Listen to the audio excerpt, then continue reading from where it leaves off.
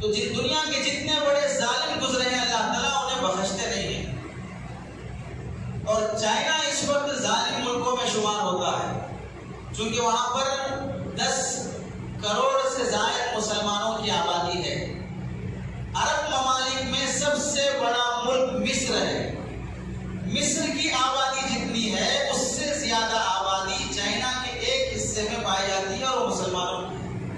اور وہاں کی حکومت کہتی ہے کہ بس 3 کروڑ ہے، جبکہ حقیقت یہ ہے کہ 10 کروڑ مسلمان ہیں. لیکن ان 10 کروڑ مسلمانوں پر 1650 سے لے کر اب تک ظلم ہوتا آ رہا ہے.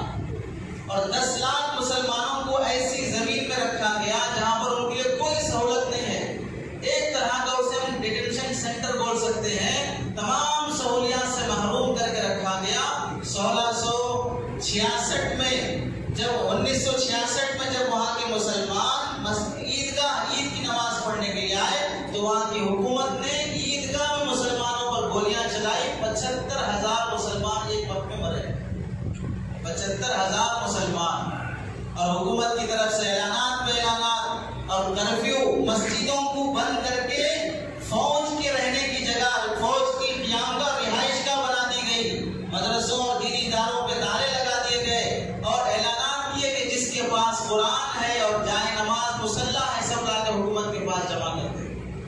نمازوں پہ پابندی، برقعے پہ پابندی اور مذہبی حساب سے جو شادی کرنے کے جو طریقے اسلام میں ہیں ان پر پابندی کہ وہاں جیسے آزادانہ طور پہ ایک دوسرے سے میل جول کیسے بھی کر سکتے ہیں، بدکاری، ناجائز تعلقات اس طرح رہیں گے.